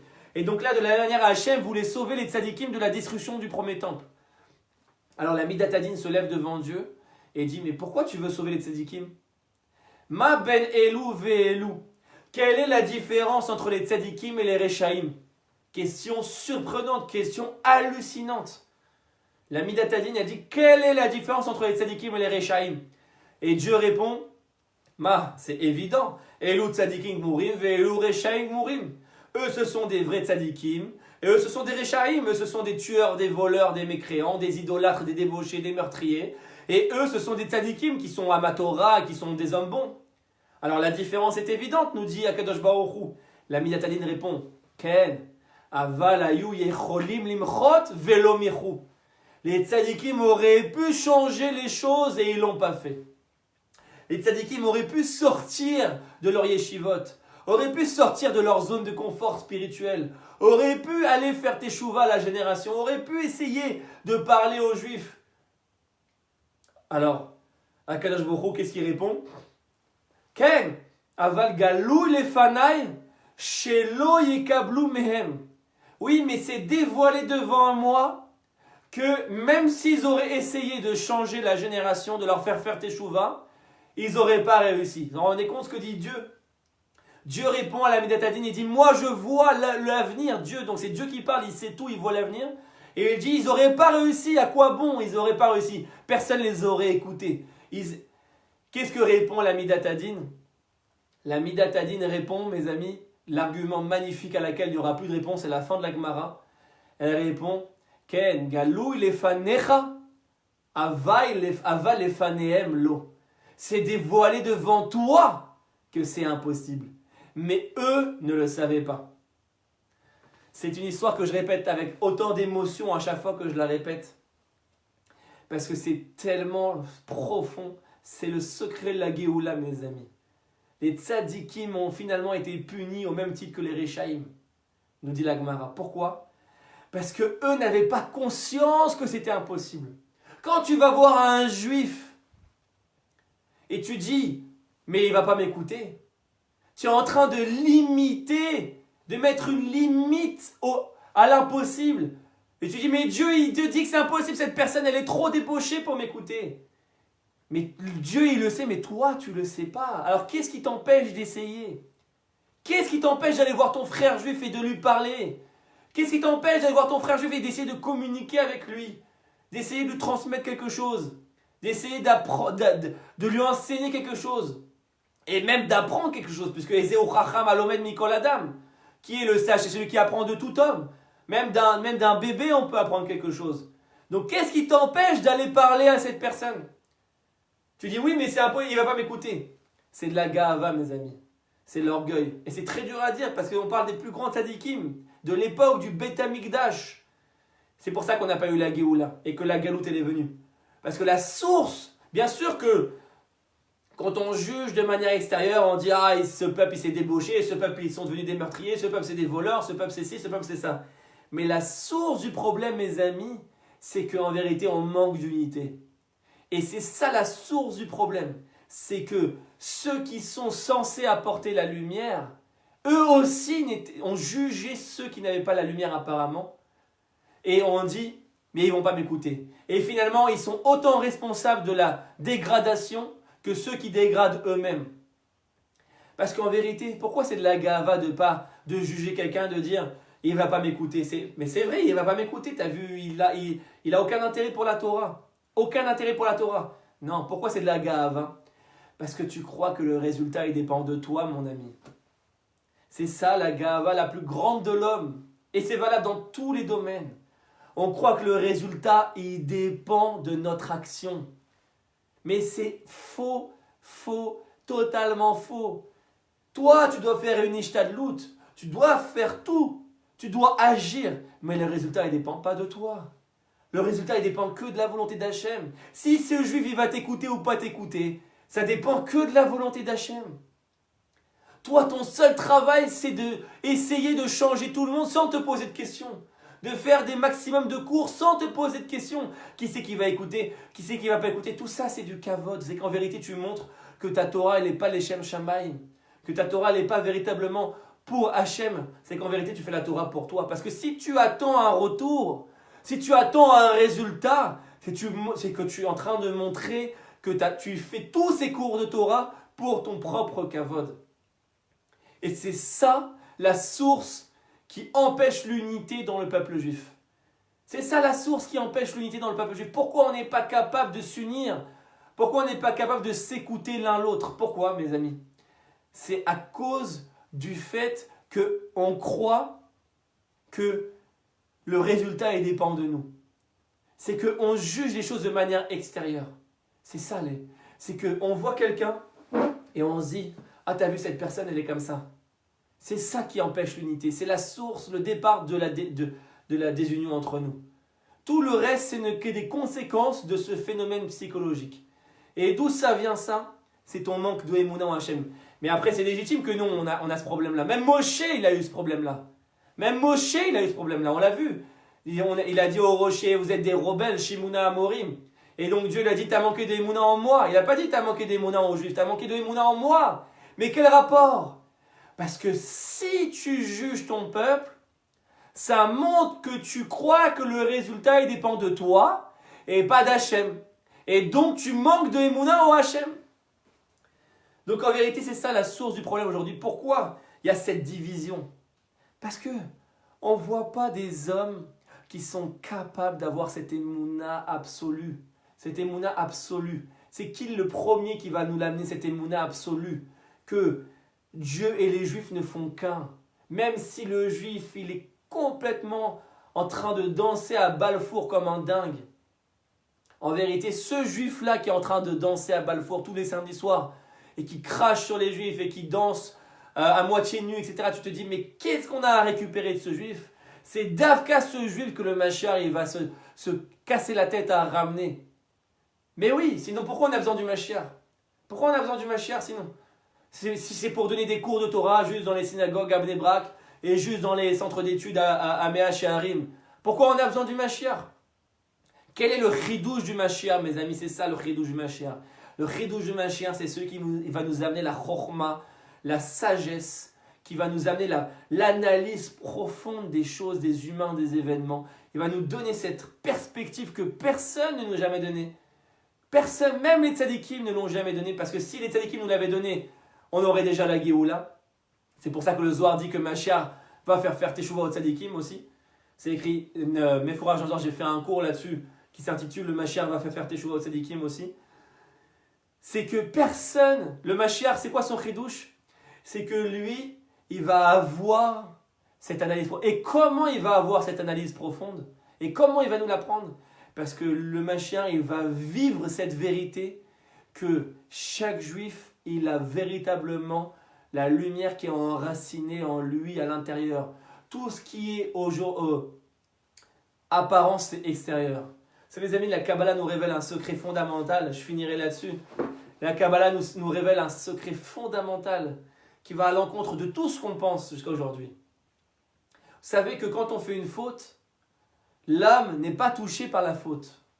Nous, on croit que la faute, elle touche l'âme. Et que notre âme, elle est salie par la faute. Chas v'shalom, pas du tout. C'est complètement faux. L'âme n'est jamais touchée par une faute. C'est impossible. La faute ne touche pas l'âme. L'âme, elle est l'autre sarir tikkun.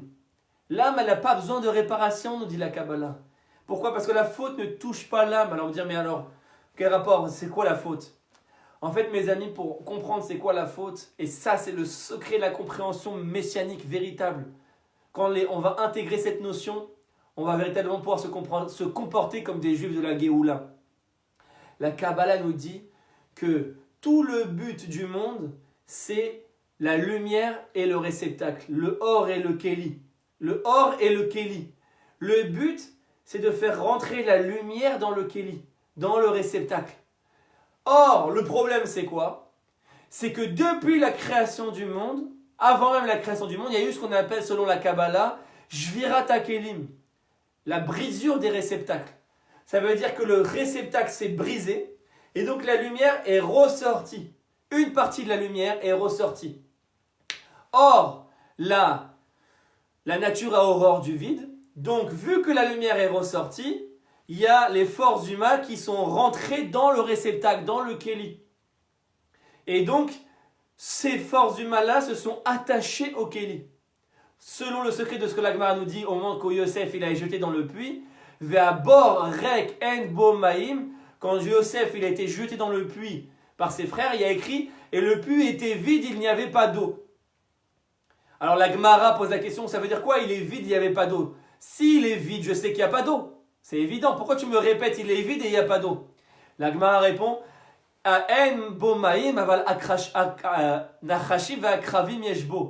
c'est vrai qu'il n'y a pas d'eau, mais il y a des scorpions et des serpents.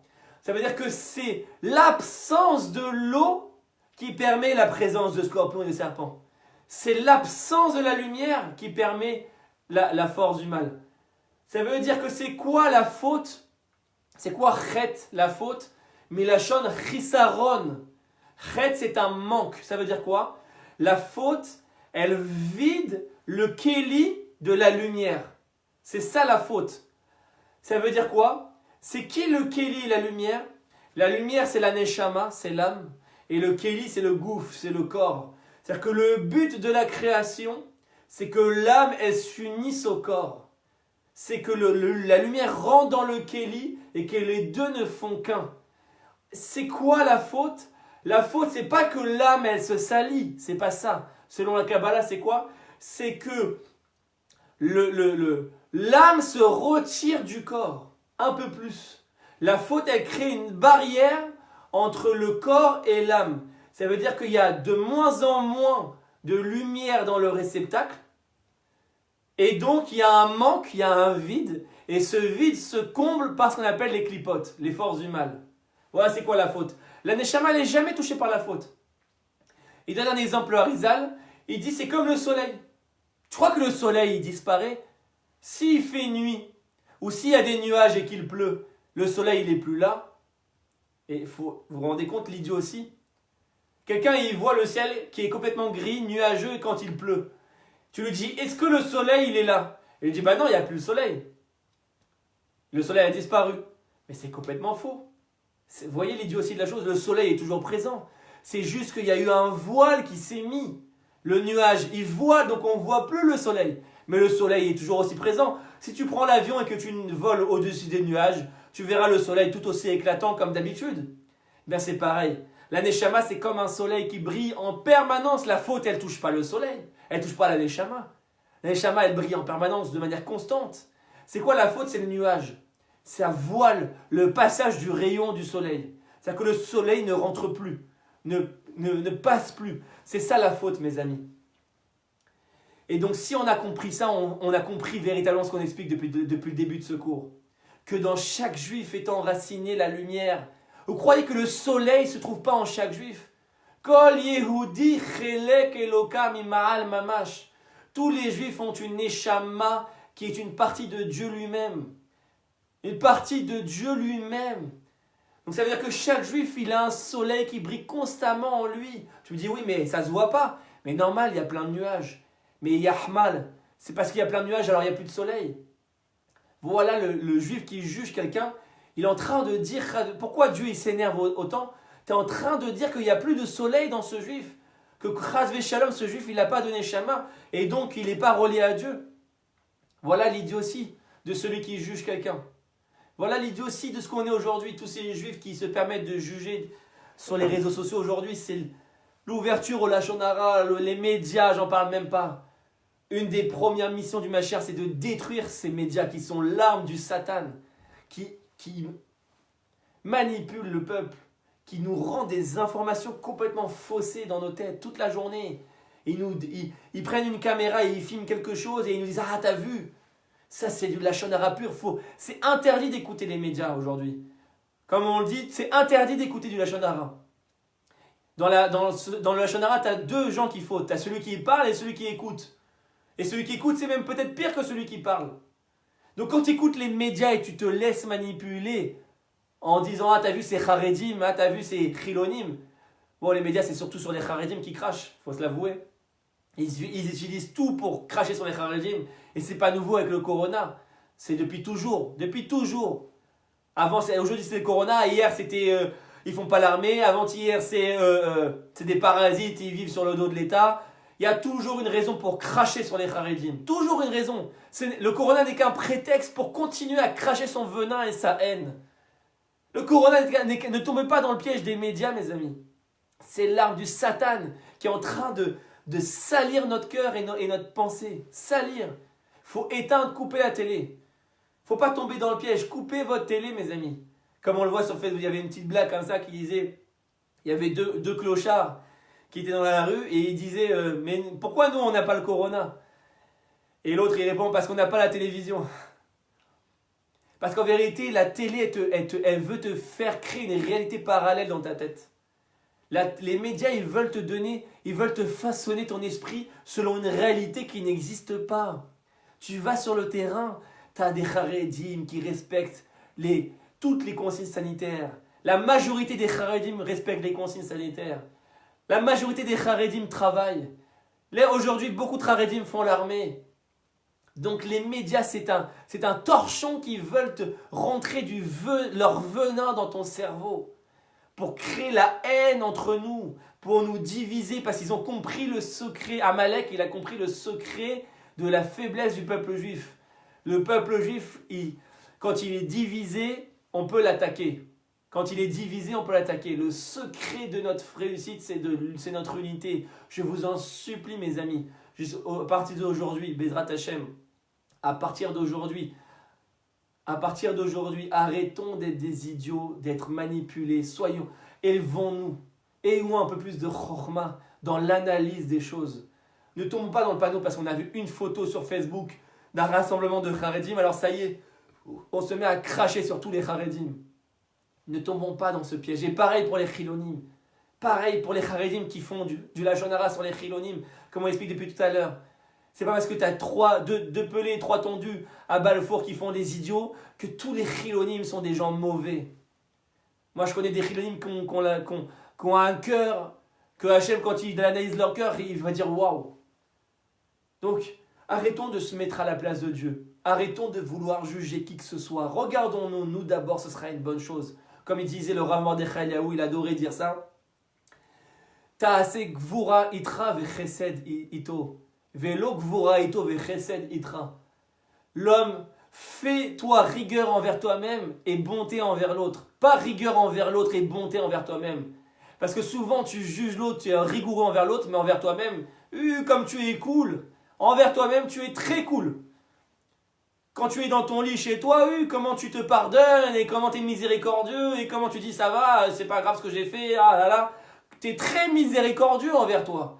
Et envers les autres, tu es d'une rigueur pas possible. Rav Mordechai il disait, attention, sois l'inverse. Sois rigoureux envers toi et une bonté et une miséricorde envers les autres.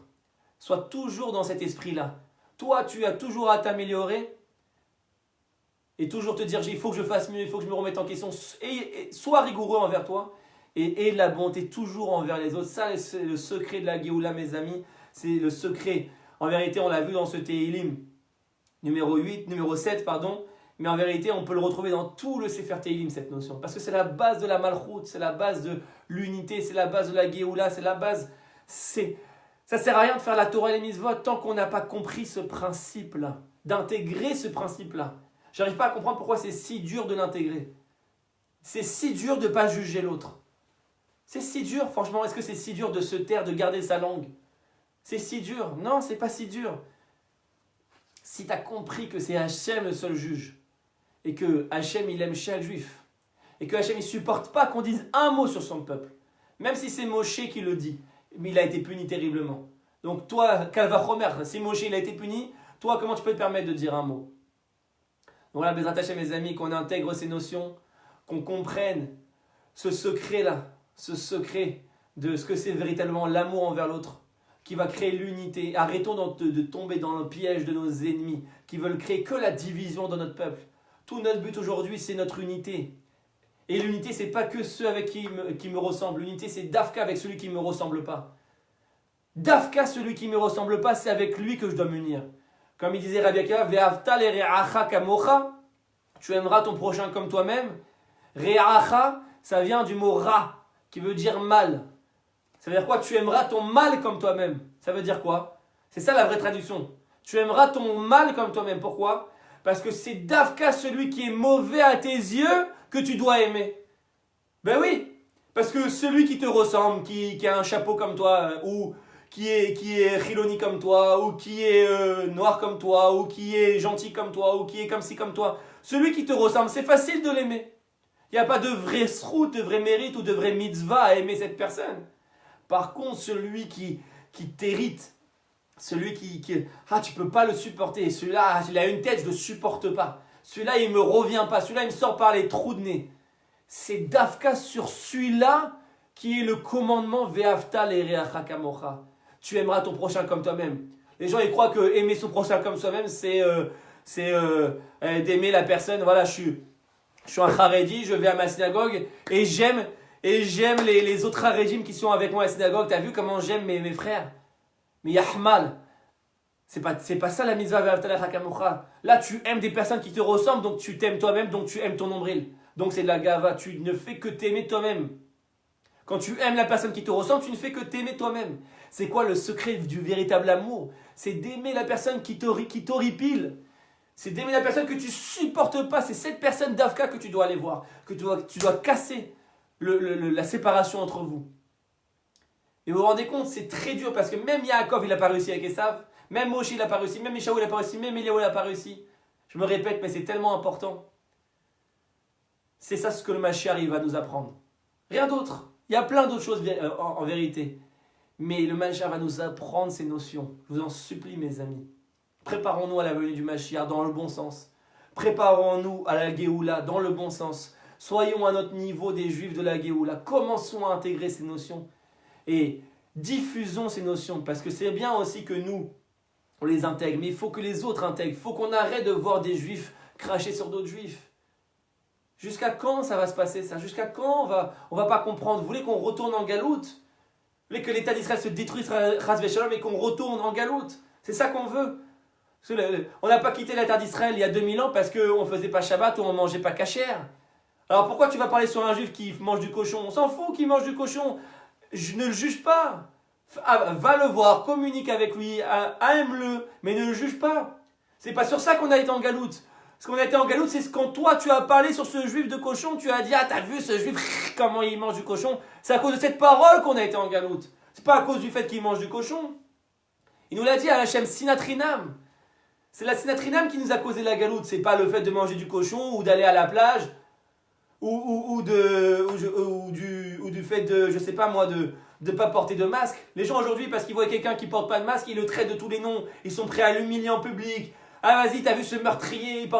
Oh, zen, calme-toi. Va le voir discrètement. Avec amour. Va le voir.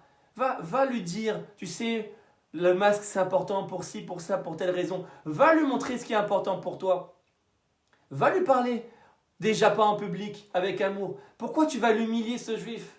Pourquoi tu vas l'humilier, lui causer pire que le corona, la maladie? L'humiliation que tu es en train de faire en ce juif, c'est pire que le corona. Comment tu peux te permettre de dire ah c'est un tueur, c'est un assassin en public comme ça, et prendre une communauté entière et dire ah c'est des tueurs, c'est des assassins? Comment tu peux te permettre un tel lachon hara? Comment? J'arrive pas à comprendre. Comment on peut se permettre? C'est un message du cœur parce que c'est fatigant de voir une telle bêtise. Fatigant de voir une telle bêtise. Vraiment, ça me déprime, moi.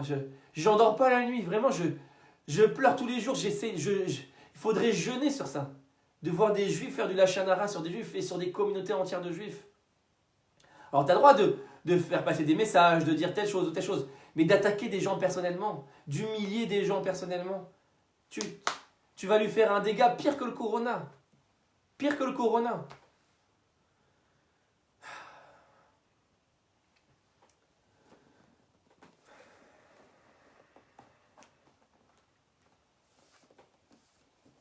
Ouais.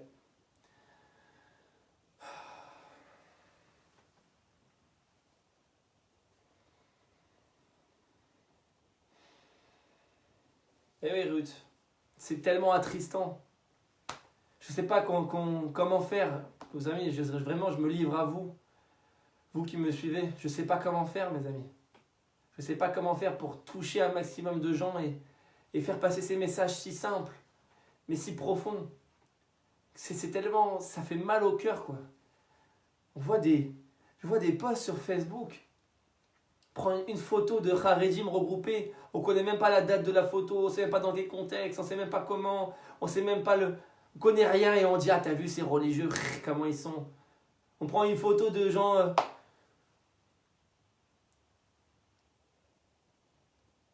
c'est ce qu'il y a de plus triste, c'est ce qu'il y a de plus déchirant. C'est comme t'es un père et tu vois trois enfants se déchirer entre eux. Trois enfants se déchirant, tes enfants se déchirent entre eux. Ça t'attristerait pas? Tu vois tes enfants se déchirer entre eux. Imaginez la tristesse d'Hachem, le chagrin qu'il doit avoir dans son cœur. Imaginez. Essayez de ressentir ce chagrin en voyant toutes ces déchirures. Mais on n'a rien compris au message du corona. Hachem nous envoie le corona et on est encore pire. On est encore pire. On devrait comprendre ce que le corona veut nous faire comprendre. D'arrêter toutes ces déchirures entre nous. Pour des bêtises. Pour des bêtises. On se laisse avoir. On est manipulé par le Satan, par les médias. Et on se laisse berner. Imaginez le chagrin que Dieu doit avoir. Tout homme de Torah, il devrait ressentir ce chagrin. Tout homme de Torah, il devrait ressentir ce chagrin de voir ses enfants se déchirer entre eux. C'est la pire des choses pour un père. C'est la chose, quand un père il part de ce monde, la seule chose qu'il a besoin de savoir, c'est que ses enfants ils sont réunis autour de son lit et ils sont dans la paix entre eux, dans le shalom entre eux. Adonai oz la'amo yiten, Adonai yevarech et amo v'shalom. En kli bracha et la shalom. Le seul réceptacle de la bracha, c'est la paix, c'est le shalom. Impossible de recevoir une bracha sans le shalom, nous dit le Midrash. C'est la base. À tel point qu'il nous dit que la génération, regardez, écoutez bien, je finirai là-dessus. La génération de Chizkiyahu HaMelech, qui était une génération d'un niveau de Torah comme il n'y a jamais eu dans l'histoire humaine. La Gemara nous dit qu'à l'époque de Chizkiyahu, même les enfants connaissaient toutes les halachot, le Shulchan Aruch par cœur. Les Ilchot Tuma Vetara, les lois d'impureté et de pureté qui sont les lois les plus compliquées du Shulchan Aruch, même les enfants connaissaient les lois par cœur. Toute la génération était dans la Torah. Comme ça nous dit le Midrash. Et quand Chizkiyahu sortait en guerre, il perdait la guerre. Alors le Midrash pose la question, comment c'est possible qu'ils étaient tous des rabbanim, tous des tzadikim? Comment Dieu leur fait perdre la guerre? Et le Midrash continue et dit, la génération de Achav, le roi Achav, qui est un roi idolâtre, nous dit le Midrash, un roi qui a amené tout le peuple juif à l'idolâtrie, le roi Achav. Il y a une génération complètement détournée de la Torah, complètement débauchée. Quand il sortait en guerre, le roi Achav, Dieu lui faisait gagner la guerre, nous dit le Midrash. Comment c'est possible? Chizkiyahu, qui est un immense sadique que Dieu il a demandé à faire de Chizkiyahu Mashiach, tellement la génération était énorme en Torah, il perdait les guerres. Et Achav, qui était un roi idolâtre, et toute sa génération était idolâtre, il gagnait les guerres. Nous répond le Midrash, parce que dans la génération de Chizkiyahu, il y avait la haine entre eux. Ils étaient peut-être des géants de Torah, mais ils ne se respectaient pas les uns les autres. Ils se déchiraient toute la journée. Alors que Achav, il était idolâtre, et sa génération était idolâtre, mais ils avaient une solidarité entre eux, et un amour et un respect entre eux, à tel point que Dieu leur faisait gagner les guerres. Et c'est le sod, mes amis, moderne, pourquoi le sionisme il a réussi. Vous savez pourquoi le sionisme il a réussi? Tous les religieux disent, ah le sionisme ça a été fondé par des laïcs, ça a été fondé par des idolâtres, ça a été fondé par des anti-religieux. Et c'est vrai, c'est vrai. Mais vous savez pourquoi Dieu il a amené la bracha dans les guerres? Qu'on a gagné la guerre d'indépendance, qu'on a gagné la guerre des 6 jours, qu'on a gagné la guerre de Kippour, qu'on a gagné toutes les guerres. C'est pourquoi on avait la bracha dans la guerre, même si c'était dirigé par des gauchos, par des chilonim. Vous savez pourquoi? Parce que dans les kibbutzim, il y avait une solidarité à en faire coucher tous les religieux. Tous les religieux, il y avait une solidarité entre eux. Quand tu allais dans les kibbutzim dans les années 20, dans les années 30, dans les années 40, quand ils ont labouré la terre, quand ils ont labouré les champs, ils n'avaient rien à manger. Ils mangeaient de l'herbe. De l'herbe, ils mangeaient. Nous, aujourd'hui, on se plaint, on a tout dans la bouche, on se plaint. Eux, ils mangeaient de l'herbe.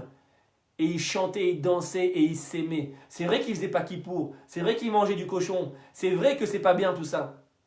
Mais ils avaient la valeur fondamentale de solidarité et d'amour entre chacun. Alors Dieu, il a fait gagner la guerre. Comme à l'époque d'Achav. Même si c'était des idolâtres, ils gagnaient les guerres. Parce qu'ils n'avaient pas la sinatrinam. Ils n'avaient pas... Aujourd'hui, on a tout. On a tous les cours de Torah. On a... Je ne sais pas ce qui nous manque. On a de l'abondance. On a vécu les plus belles périodes... On a vécu la plus belle période de l'histoire de l'humanité. Les 30 glorieuses, les années 70, les années 80, les années 90. L'abondance, on a vécu. On nous manque de rien. Et nous, on crache dans tout. On crache dans la soupe. On s'insulte. On haït l'autre. On haït l'autre. Donc même si tu as un chapeau, une barbe et que tu fais toute la Torah et les mitzvot, si tu te permets de critiquer quelqu'un, tu crées la galoute sur le peuple juif, ras shalom.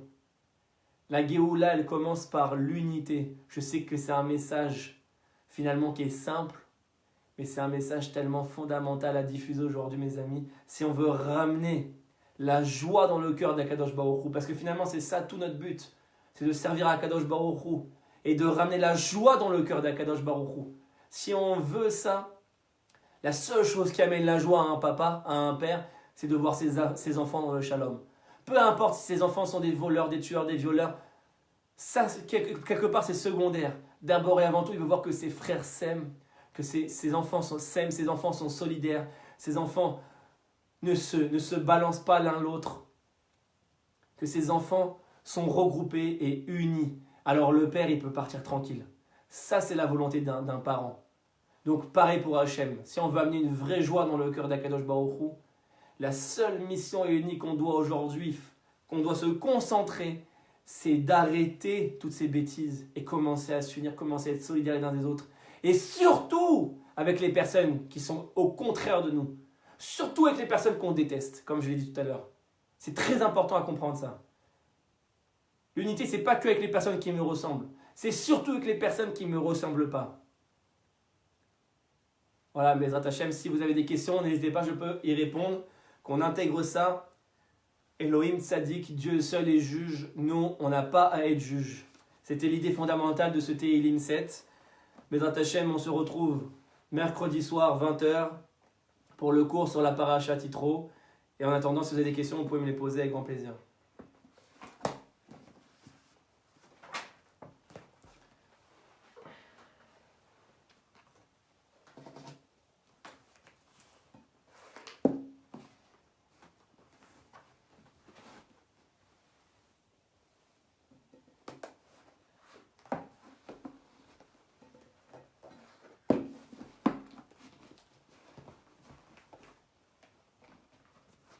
Voilà, j'attends quelques minutes pour voir s'il y a quelques questions.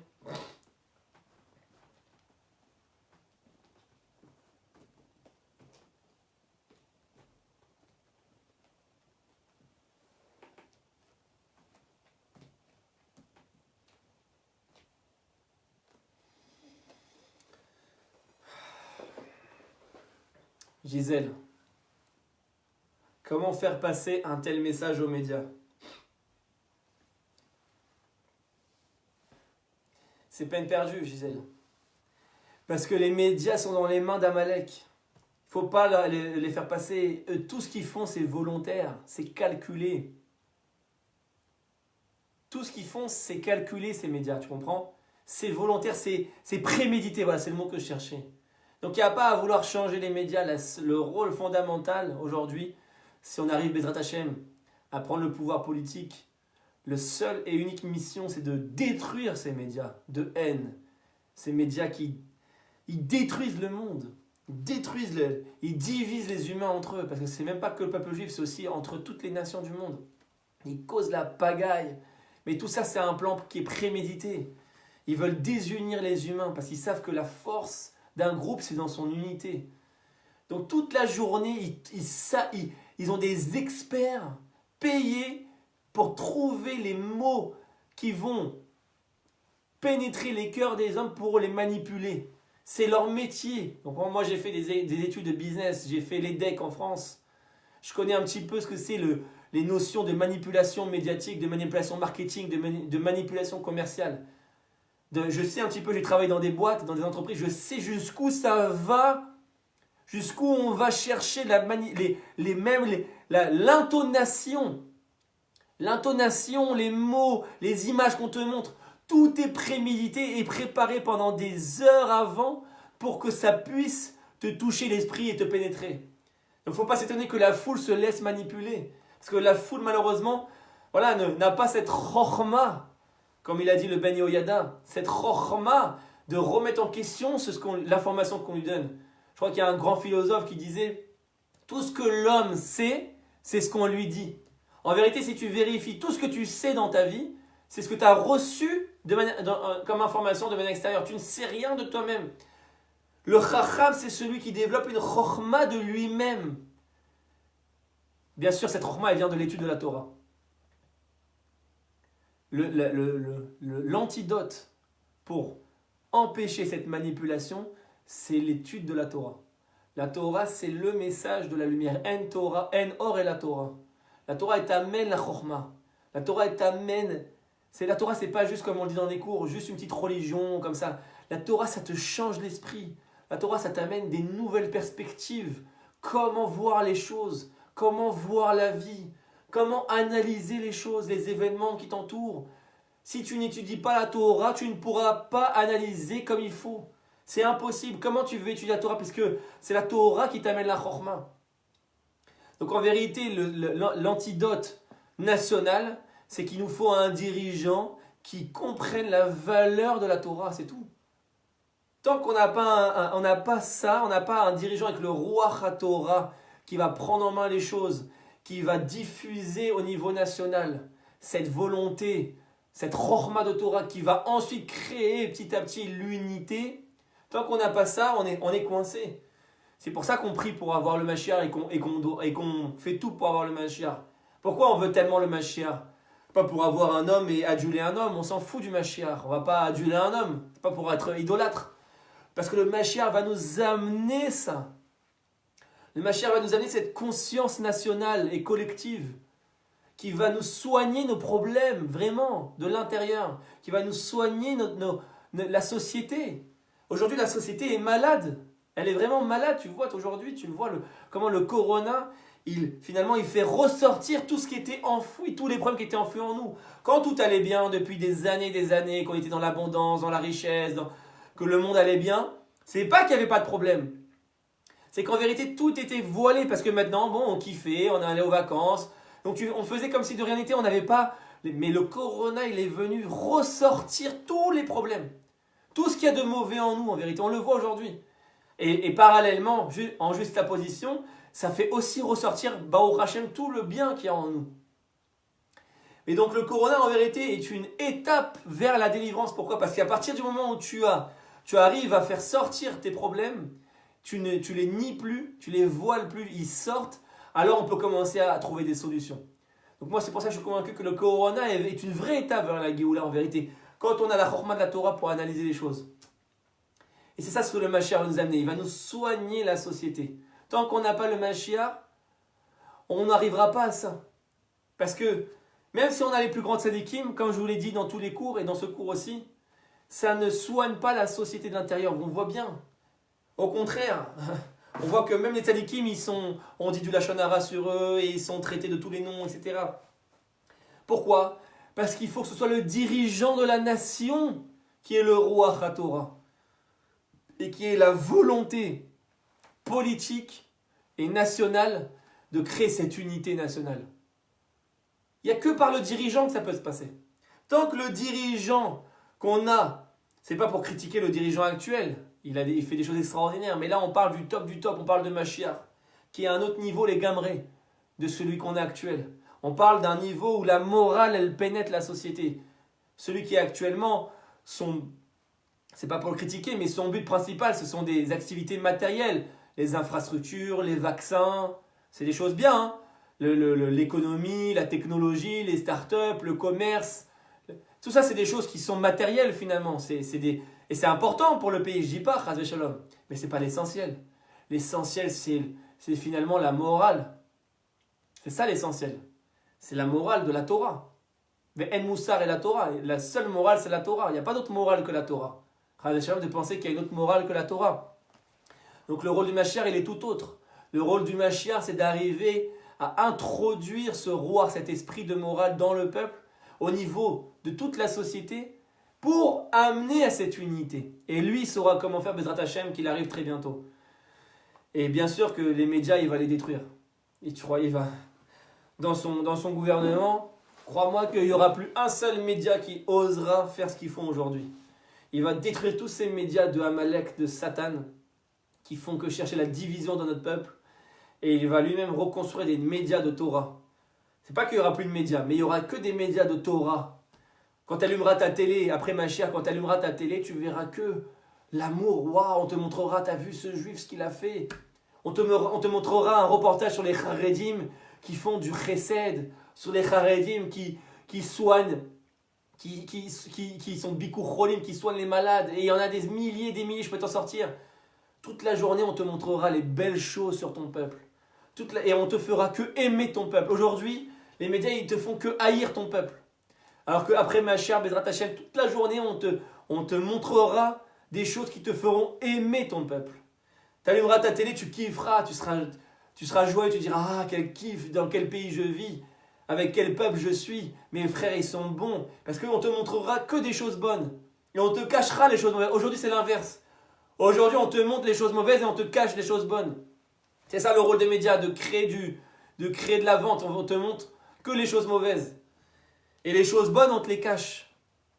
Et bien après Mashiach, ce sera l'inverse, Bezrat Hashem. Mashiach, il va te cacher les choses mauvaises, parce qu'il y aura toujours quelques petits trucs mauvais, mais il va te les cacher. Dans les médias, on verra que les belles choses. Et tu diras, waouh, ve'amer kulam tzadikim. Mon peuple, ce ne sont que des tzadikim. Voilà ce qu'on dira après Mashiach. Mon peuple, ce n'est que des tzadikim. Mais c'est pas vrai. Regarde lui ça, lui fait ça. J'en ai rien à faire. Moi, je ne vois que le bien. Mon peuple, c'est que des tzadikim. Comme ton frère. Ton frère, il fait des bêtises. Tu vas aller le balancer? Non, tu balances pas ton frère. Voilà.